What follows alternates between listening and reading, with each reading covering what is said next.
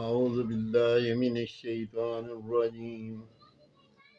بسم الله الرحمن الرحيم. 11वां पारा 7 रकू से 8 रकू की तिलावत कर रहा हूँ। अल्लाह पाक अपनी बारगाह में कबूल और मंजूर करे। आमीन सुम्मा आमीन।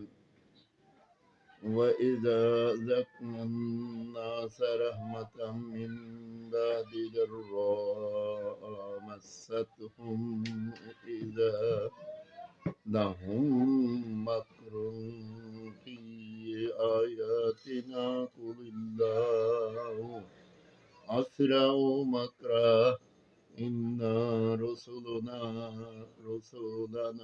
يكتبون ما تمكرون هو الذي يسيركم في البر والبحر حتى إذا كنتم في الفلك وجرينا بهم بريح طيبات وفرحوا بها جاءتها ريح عاصف وجاءهم الموج من كل مكان وظنوا أنهم أحيط بهم دعوا الله مخلصين له الدين لئن أنجيتنا من هذه لنكونن من الشاكرين. فلما أنجاهم إذا هم يبغون في الأرض بغير الحق يا أيها الناس إنما بغيكم على أنفسكم متاع الحياة الدنيا ثم إلينا مرجعكم فينبئكم بما كنتم تعملون. إنما مثل الحياة الدنيا كماء أنزلناه من السماء فاختلط به نبات الأرض مما يأكل الناس والأنعام حتى إذا أخذت الأرض زخرفها وزينت وظن أهلها أنهم قادرون عليها أتوها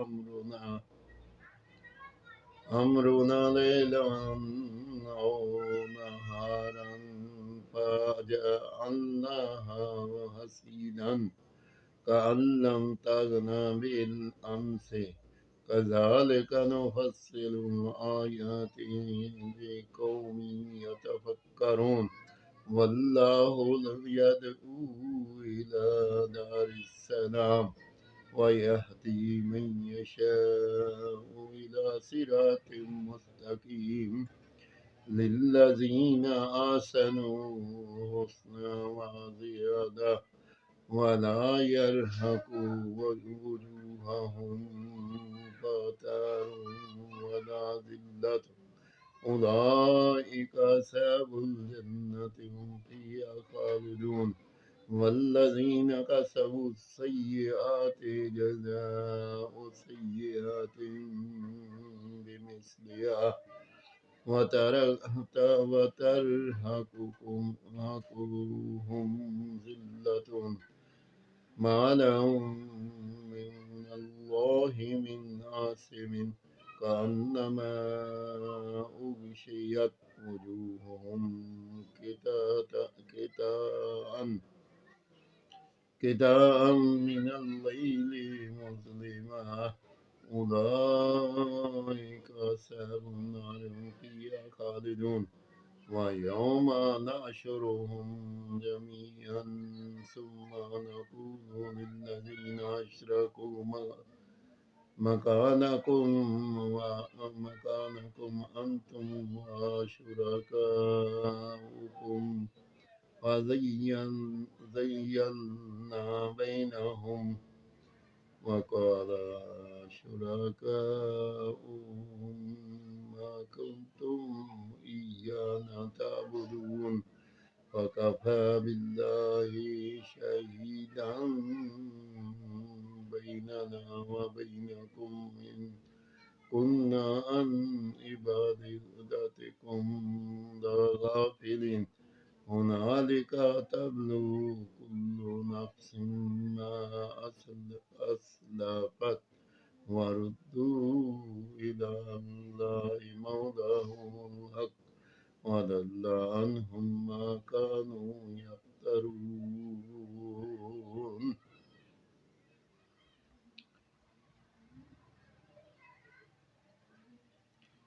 11वां पारा 7 रकू से 8 रकू तक की तिलावत की। अल्लाह पाक अपनी बारगाह में कबूल और मंजूर करे। अगर कोई गलती हो अल्लाह पाक अपने फजल करम से माफ़ करे।